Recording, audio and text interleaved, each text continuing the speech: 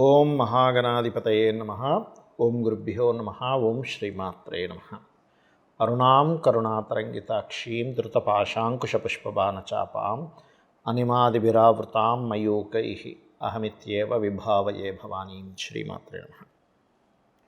ప్రేక్షకులకి ఆ లలితాంబిక అమ్మవారి యొక్క అనుగ్రహం పరిపూర్ణంగా కలగాలని మనస్ఫూర్తిగా కోరుకుంటూ మనం ఈరోజు చాలామంది ఇప్పుడు బయట జరుగుతున్నటువంటి సంఘటనలకి భయపడుతూ ఉన్నారు. ప్రయాణం చేయాలంటే భయం. అది బస్సు ఎక్కాలన్నా, ట్రైన్ ఎక్కాలన్నా, ఎలా ప్రయాణం చేయాలన్నా భయపడుతున్నారు. ఎందుకంటే ఒక ఆటో ఇంకోటి ఏదో ఢీకొని నిన్న మొన్న ఒకరు బస్సు మంటల్లో కలిసిపోయి, లేకపోతే బస్సు పాపం యాక్సిడెంట్ అయ్యి, ఇలా రకరకాలుగా అవుతూ ఉన్నప్పుడు చాలామంది నన్ను అడుగుతున్న విషయం ఏంటంటే, కాబట్టి మా రాశిరీత్యా ఎటువంటి పరిహారం చేసుకుంటే మంచిది అని అడగడం జరుగుతుంది. అయితే ఈ యొక్క అంశాలు చెప్తుంది నేనైనప్పటికీ కూడా చెప్పేసిన సాక్షాత్ లలిత అమ్మవారికి భావిస్తూ అసలు ఈ కాంబినేషన్స్ ఎందుకు ఉన్నాయి, ఎందుకు అలా జరుగుతుందంటే, ఒకటి శని రాశుల్లో రాహు ఉంటూ, రాహు గురు రాశుల్లో ఉంటూ, గురువు కర్కాటక రాశిలో ఉన్నాడు. అందుకే ప్రయాణాల మీద ఎక్కువ ఎఫెక్ట్ పడుతుంది. అలాగే కుజబుధులు కలిసి ఉన్నారు, రవి నీచబడి ఉన్నాడు. ఇవన్నీ కూడా కాంబినేషన్స్ చెప్పాలంటే. అయితే దీని గురించి మనం ఒక్కొక్క రాశి గురించి వాళ్ళు తీసుకోవాల్సిన జాగ్రత్త, వాళ్ళు చేసుకోవాల్సిన మంత్రం ఏమిటనే విషయం మనం ఇప్పుడు తెలుసుకుందాం. వృషభం వారికి కనుక చూసుకున్నట్లయితే సర్వసాధారణంగానే మీకు ఏంటంటే ఓపిక ఎక్కువగా ఉంటుంది. ఆ ఓపికే మీ శ్రీరామ రక్ష.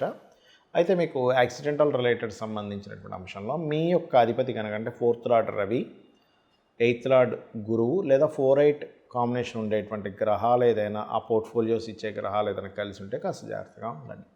అలాగే మీకు 4వ స్థానంలో కేతు ఉన్నాడు కాబట్టి మీరు అత్యవసరమే మీరు కనుక ఎక్కడైనా ప్రయాణాలు చేయాల్సి వస్తే కనుక 2 గరికలు తీసుకొని గణపతి దగ్గర, మీ ఇంట్లో గణపతి దగ్గరైనా పెట్టి నమస్కరించుకొని బయలుదేరండి. లేదా గణపతి ఆలయానికి వెళ్ళి, లేదా సూర్య ఆలయం ఉన్నా, నారాయణుడు ఆలయం ఉన్నా, వెంకటేశ్వర స్వామి ఆలయం ఉన్నా వెళ్ళి బయలుదేరండి.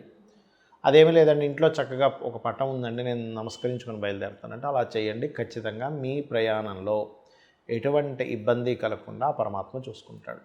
అదేవిధంగా ఈ కేతు 4వ స్థానంలో ఉన్నందుకు కొంచెం ఏదైనా ప్రాపర్టీస్ తీసుకునేటప్పుడు కాస్త చూసి తీసుకోండి.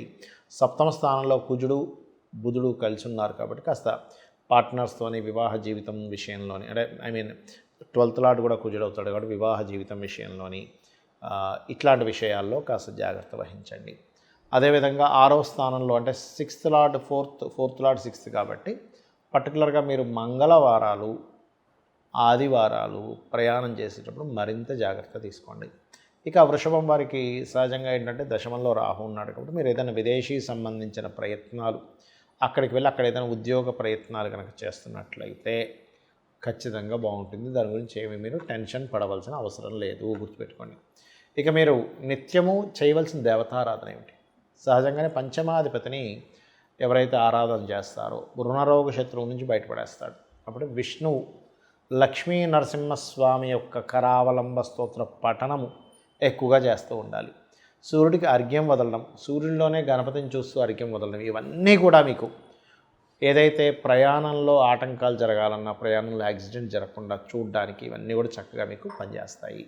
చాలామంది అడుగుతున్న విషయం ఏంటంటే, మనం ఆల్రెడీ ఇటువంటివన్నీ జరుగుతాయని ఉగాది సంవత్సరం సమయంలోనే చెప్పడం జరిగింది. జాగ్రత్త తీసుకోమని కూడా చెప్పడం జరిగింది. అంటే ఇక్కడ ఏంటంటే మనం అర్థం చేసుకోవాల్సింది, ఇదేదో మనం చెప్పేసాం గొప్పతనం కాదు, ఇదంతా కూడా మహర్షుల యొక్క గొప్పతనం.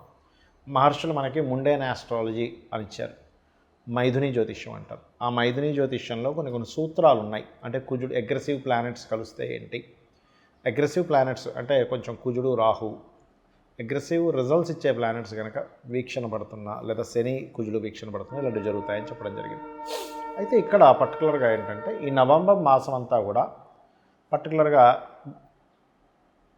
ఈ వీటి మీద వెళ్ళేది అంటే ఏంటి, నేల మీద వెళ్ళేటువంటి లేదా జలాల్లో వెళ్ళేటువంటి వాహనాల మీద జాగ్రత్తగా ఉండాలి. నవంబర్ 12 నుంచి పర్టికులర్గా మీరు వాయువు అంటే ఏంటి, ఫ్లైట్స్ మీద వెళ్ళేటువంటి వాటిల్లో కూడా జాగ్రత్త పడాలి. అంటే ఫ్లైట్ జర్నీస్లో వెళ్తూ ఉంటారు, ఎందుకంటే అది మే ఎండింగ్ వరకు ఉంది. మరలా మే ఎండింగ్ తర్వాత ఇట్స్ వెరీ క్లియర్లీ అగైన్ మళ్ళీ కర్కాటకంలోకి వస్తాడు గురువు. కాబట్టి అప్పుడు మళ్ళీ కాస్త ప్రయాణం చేసేటప్పుడు. కాకపోతే నేను చెప్పేది ఒకటే, మీ అందరికీ కూడా ఒకటే సూచన, మీరు మనసులో మీ ఇష్టదైవాన్ని మనస్ఫూర్తిగా అమ్మవారు కావచ్చు, అయ్యవారు కావచ్చు, నన్ను రక్షిస్తుంది, ఆ మహాశక్తి నన్ను రక్షిస్తుంది అనేటువంటి భావనతో మీరు బయలుదేరండి. అప్పుడు ఏమీ కాదు. ఎందుకంటే చాలామంది నాకు ఈ మధ్య సార్ ఇలా జరుగుతున్నాయి, నేను ప్రయాణం చేయొచ్చా చేయకూడదని చాలామంది అడుగుతూ ఉన్నారు. మీ జన్మజాతకంలో కనుక 4వ అధిపతి 8వ అధిపతి కలిసి ఉన్నారు, లేదా 4వ భావాన్ని పోర్ట్ఫోలియో చేసే గ్రహము 8వ భావాన్ని పోర్ట్ఫోలియో చేసే గ్రహాలు, ఇప్పుడు భావాధిపతులు వేరుగా ఉంటారు, అందులో ఉండే నక్షత్రం వేరుగా ఉంటుంది. మనకి ఆ యొక్క గ్రహాల యొక్క కాంబినేషన్ ఎక్కడ కలిసింది, పాపరాశుల్లో కలిసిందా శుభరాశుల్లో కలిసిందా అనేది కూడా ఒక లెక్క ఉంటుంది ఆస్ట్రాలజీలో. అలాగ మీకు గనక 4th లార్డ్ 8th లార్డ్ కలిసి ఉంటే ఖచ్చితంగా ఆ గ్రహాలకు సంబంధించినటువంటి దానం ఇవ్వండి. అంటే సింపుల్ ఎగ్జాంపుల్, రవి అనుకోండి గోధుమలు ఎరుపు రంగు వస్త్రం, చంద్రుడు అనుకోండి బియ్యము తెలుపు రంగు వస్త్రం, కుజుడు అనుకోండి కందులు ఎరుపు రంగు వస్త్రం, అలాగే బుధుడు కనుక అయినట్లయితే పెసలు గ్రీన్ కలర్ వస్త్రం, గురువు అయితే శనగలు ఎల్లో కలర్ వస్త్రము, శుక్రుడైతే బొబ్బర్లు వైట్ కలర్ వస్త్రము, శని అయితే నువ్వులు బ్లూ కలర్ వస్త్రము, రాహు అయితే మినుములు సిమెంట్ కలర్ వస్త్రము, కేతు అయితే ఉలవలు మల్టీ కలర్ క్లాత్.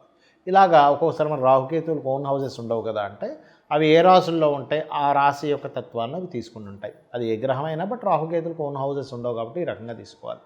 అయితే ఇందులో కనుక మీకు ఉదాహరణకు ఉచ్చస్థానంలో ఉన్నాయనుకోండి, ఏం కంగారు పడకండి, అది ఒక రకంగా ప్రాపర్టీ యోగాన్ని కూడా ఇస్తుంది. కాకపోతే ఎంతైనా 4-8 కాంబినేషన్ అనేటువంటిది కేవలం మీకు యాక్సిడెంట్ అనే కాకుండా కొంచెం మీ మదర్ యొక్క హెల్త్ విషయంలో కూడా చూసుకోవాలని దాని యొక్క అర్థం. అంటే తనకి ఏదైనా చిన్న చిన్న సర్జరీస్ మంచి ఫ్రూట్ఫుల్ సైన్స్లో ఉంటే ఒక్కోసారి చూడండి, మనం ఏదైనా చిన్న సర్జరీ ద్వారా లాంగ్ టర్మ్ ప్రాబ్లమ్ పోగొట్టుకోవచ్చు అని చేయించుకుంటారు. సమస్య కాదు, అది చేయించుకుంటుంటారు. అటువంటివి కూడా పనికొస్తాయి ఇక్కడ. అయితే ఇక్కడ మీరు మరి ఏమిటండి, ఇప్పుడు ఫ్లైట్ ఎక్కుతాము, ఫ్లైట్ మీరు నవంబర్ 12 తర్వాత నుంచి ఫ్లైట్ రిలేటెడ్ సంబంధించిన ప్రయాణాలు కూడా జాగ్రత్తగా ఉండాలి అని చెప్పి మరీ ప్రత్యేకంగా చెప్తున్నారు కదా. మరి ఏమిటి అంటే నేను చెప్పేది ఒకటే గుర్తుపెట్టుకోండి.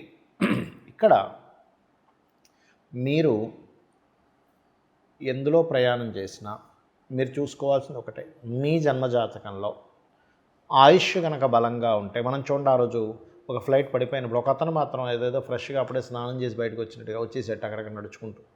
అంటే ఏమిటి, అతనికి ఆయుష్ ఉంది. మొన్న జరిగిన బస్సు యాక్సిడెంట్లో కూడా కొంతమంది బ్రతికారు, కొంతమంది పాపం చాలా బాధాకరమైనటువంటి అంశం, అది మరణించారు. కాకపోతే నేను చెప్పేది ఒకటే, మీరు ఇంకా మీ యొక్క జీవితంలో ఈ భూమి మీద మీరే కర్మ చేయడానికి వచ్చారో, ఏది అనుభవించడానికి వచ్చారో అది కనుక అయిపోయింది అంటే మాత్రం ఆ పరమాత్మ, అంటే మన యొక్క కర్మ పరమాత్మని కదా, మన యొక్క కర్మ ఏదో రూపంలో అక్కడ కంప్లీట్ అయిపోయినప్పుడు అది నిద్రపోతూ కూడా పోయేవాడు ఉంటాడు, యాక్సిడెంట్లో కూడా పోయేవాడు ఉంటాడు, లేకపోతే రకరకాల ఫుడ్ తింటూ నీళ్లు తాగుతూ కూడా పోయేవాడు ఉంటాడు. దాన్ని ఎవరో ఆపలేరు. కాబట్టి దాని గురించి టెన్షన్ పడకండి, ప్యానిక్ అవ్వకండి. మీకు కనుక ఇంతవరకే ఉంది నా కర్మ, దాని తర్వాత ఇంకొక జన్మ ఉంది, ఇంకో దగ్గర ఇంకొక లైఫ్ ఉంది, ఒక మంచి లైఫ్ ఉంది అన్నప్పుడు ఆ మార్పు జరుగుతుంది. దీన్ని మనకి శ్రీకృష్ణ పరమాత్మ చాలా స్పష్టంగా చెప్పాడు. దీని గురించి ఆలోచించరు అని. కాకపోతే ఇక్కడ ఏంటంటే కొన్ని మానవ తప్పిదాలు ఉన్నాయి. అంటే రోడ్లు సరిగా లేకపోవడం, వీటి వల్ల కూడా యాక్సిడెంట్ అవుతుంది. కాబట్టి మన విజ్ఞతతో మనం ఏ ప్రాంతంలో ఉంటామో ఆ ప్రాంతంలో వాటిని పట్టించుకొని ఆ యొక్క నాయకులకి చెప్పడం కూడా మన బాధ్యతగా తీసుకుంటూ ఉండాలి. కాకపోతే గ్రహస్థితులు ఇలా ఉన్నప్పుడు మనం ఇంటి నుంచి బయలుదేరేటప్పుడు గుర్తుపెట్టుకోండి, ఇంటి నుంచి బయలుదేరేటప్పుడు పర్టికులర్గా ఇంకొంతమందికి ఒక వారం బట్టి కూడా ఉంటుంది. అంటే కొంతమంది చేసుకుంటారు అలా కూడా. అలా అయితే ఉదాహరణకి ఆదివారం అనుకోండి నారాయణుని, సోమవారం అనుకోండి ఓం రాజరాజేశ్వరి నమః, మంగళవారం అనుకోండి స్కందుణ్ణి, బుధవారం అనుకోండి ఓం విష్ణవే నమః, లేకపోతే ఓం నమో నారాయణాయ, లేదా గురువారం జయ గురుదత్త శ్రీ గురుదత్త, లేదా శుక్రవారం శ్రీమాత్రే నమః అనుకుంటూ బయలుదేరండి. శనివారం ఓం నమో వెంకటేశాయ. ఆ రకంగా కూడా మీరు బయలుదేరవచ్చు ఇంటి నుంచి. ఖచ్చితంగా మీరు ఇబ్బంది అనేటువంటిది తగ్గుతుంది, ఎటువంటి యాక్సిడెంట్స్ పాలవకుండా ఉంటారు. శ్రీమాత్రే నమః.